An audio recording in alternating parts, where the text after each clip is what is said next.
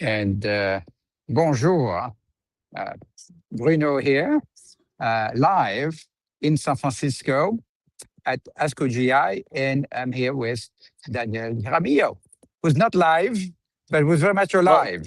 I'm alive, but not in San Francisco. Very nice. So we're going to do two things today. We're going to give you a little walking tour, random walk through the exhibitor hall at ASCO GI. And then we're going to show, then it's going to demo how our platform can help prepare both before the conference and even support during the conference. Maybe you'll even show the end of day sort of insight if you have that handy. We'll see if we have time for that. But first, I want to say one thing about this conference. Because it's much smaller than ASCO and ESMO, it's actually nicer in many ways. If you go to ASCO, ESMO, even ASH or EHA, the four biggest conferences, it's so overwhelming. You essentially get lost on the exhibitor floor. You cannot. It's very hard to explain how, for those of you who haven't been there, how overwhelming it is. But ASCO GI and then in a few weeks, ASCO GU are local, smaller, more manageable conferences. So you can see essentially from where I am, if I give you the whole look of the exhibitor floor, you can probably see it's actually very manageable to walk through it. So you've got the poster area, and we at LARVOL, we actually, one of our services to cover the posters. And so we have someone taking pictures of the posters when they're not available in a timely fashion online, and obviously sitting areas. And that's pretty much it. This is a conference. So in a few minutes, we're gonna get a demo. And then one thing we did here that I want to mention to the audience is that we are doing a survey among KOLs of the top GI trials of 2025. And we shortlisted the top 10 of 2025 based on the amount of buzz among oncologists, right? Oncologists on Twitter. And out of these 10, we're now surveying KOLs, and we're asking them to rate these trials between high practice impacting, medium practice impacting, and low practice impacting. And the top one, the highest rated one in our survey, will be advertised as the top trial of 2025. So we have a flyer that I'm going to show you here. There we are, that we're distributing at the conference. And when we meet the KOL, we ask them also to complete that survey. So at ASCO 2026, what we're going to do is that we're going to give an award to the PI of the top trial of 25 for GI, for GU, for lung, for breast, and for HemOnc. 5 awards. That's going to be fun. It's the first year we're doing that, and we hope to build it into a recognized award moving forward. Right? So, having said that, I'm going to pass the baton to you, Daniel, to give a walkthrough our clean platform and show how it can help people before, during, and even after the conference. So I want to get a general overview of what happened yesterday, given that I'm not there and I have FOMO, not only because it's a small conference and I like to say hi to all of our friends, customers, and people that might be customers, but also just to see what's happening, because I just opened the analytics here on Clin, and I see that Signatera has an frankly overwhelming number of abstracts compared to other companies. So if you can see, I'm on Clin on the conferences tab and just looking at GI. And if I expand the top diagnostics by abstract, Signatera, look at this, right? 9 abstracts compared to North Star Response at 2 and TrueSight at 2. So quite a bit of volume there. Pretty interesting. Hopefully they come with cool stuff. Let's look at kind of what happened yesterday. So let's open top trials by Expos. And again, this updates every day at the end of the conference. And if you have access to Clin, or if you don't have access to Clin, you can create a free account, get a free trial, come in here and look at this. For instance, Horizon GEA01, right?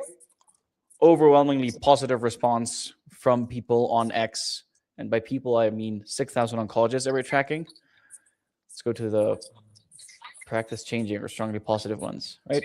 A new benchmark for first line HER2 positive GJ.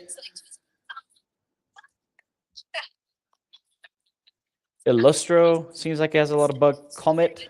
Wow, look at this. Overwhelmingly negative. I like to see this. Lack of efficacy, lack of efficacy, lack of efficacy. Yeah, it seems to be toxicity and lack of efficacy. Daniel, Who's the sponsor of this? my son is with me at the conference. His first conference, right? So he's tagging along. And we went yesterday to the plenary session. And he was listening attentively. And then the presenter said, "Oh, there was a lot of hope, and then great interest, great trial. It failed." And then second trial, "Oh yeah, it looked like midpoint, it would be great success. The Kaplan-Meier curve was separating nicely, and then it fails."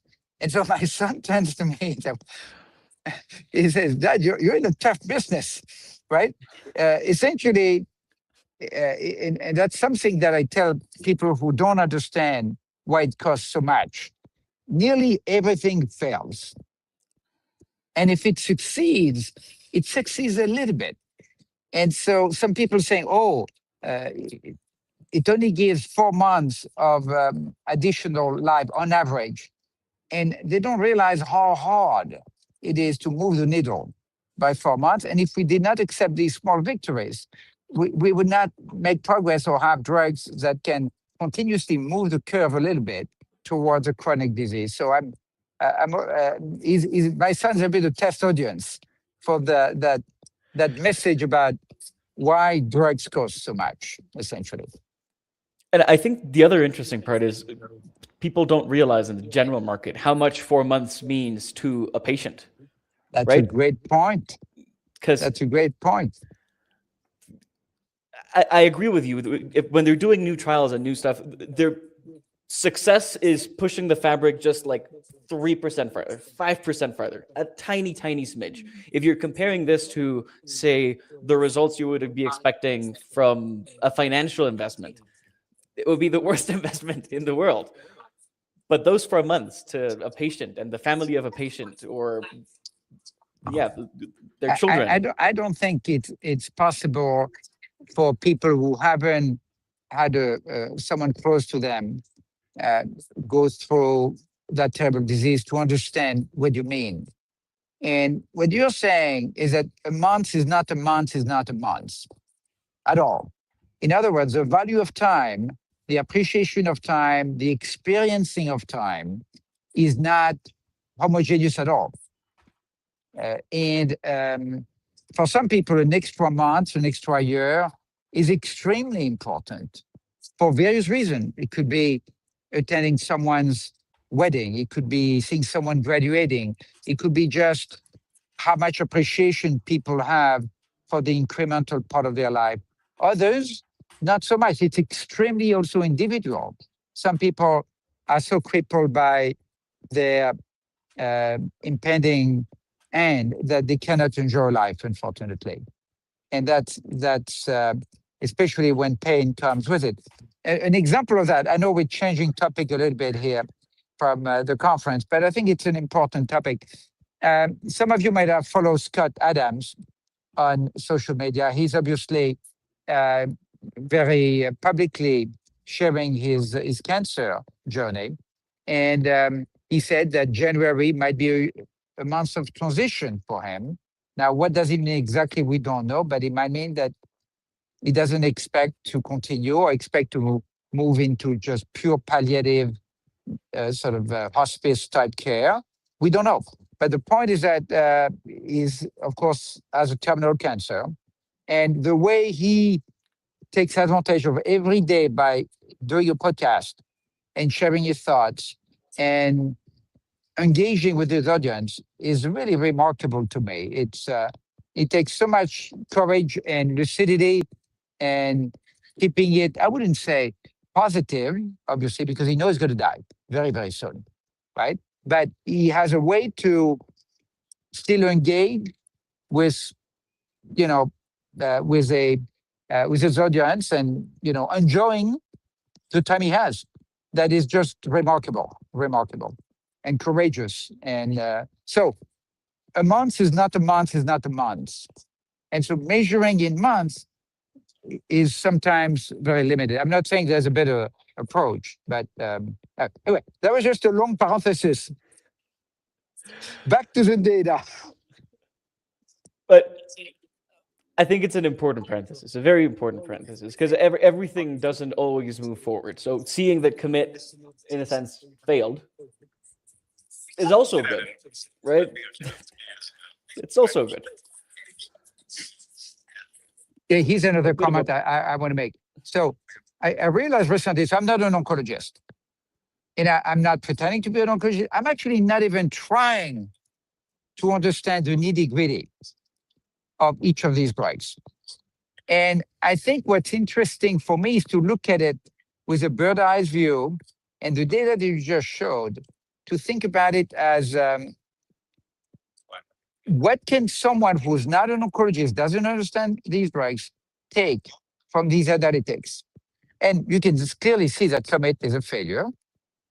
I mean, it's still a valuable trial in various ways, but it did not meet primary endpoint. You can see it right away from the color.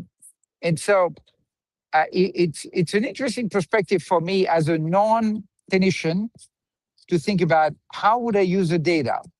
And I enjoy that part too, by the way. I think maybe we can bring something as non-oncologists without having the burden of being right, of understanding exactly how that trial changes, for example, the standard of care.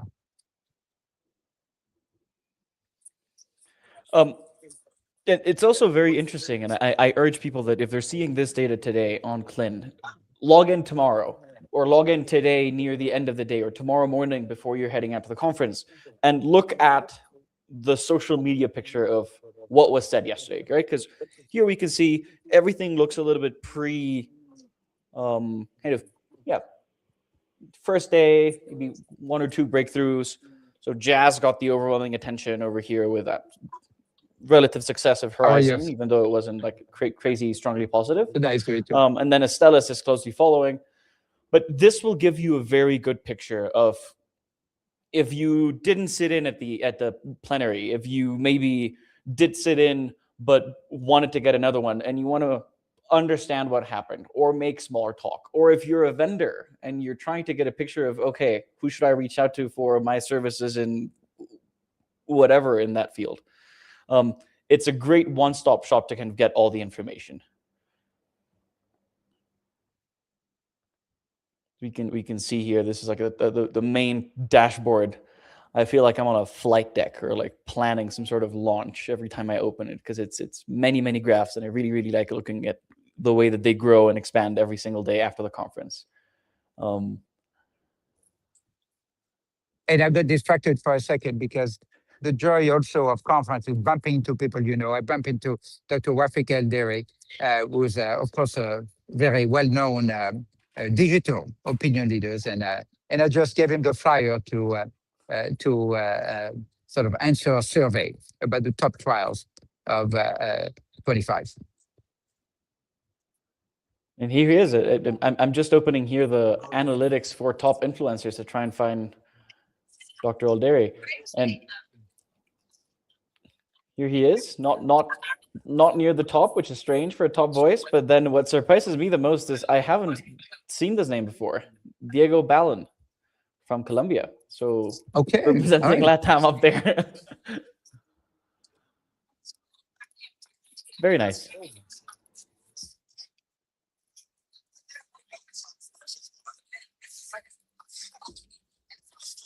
That might be it for today. I was trying to find the end of day planner, but I don't have it. But I promise that I will get it for next time.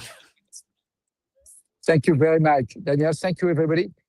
Give us messages, ask us questions. If you want to test drive our platform, ask us. All right. And next conference is going to be JP Morgan. Of course, that's not a clinical data conference, so no clean clean discussion there. And then ASCO GU, and after that ACR, I assume. I think right? so. All right. Thank you, Daniel. Au revoir.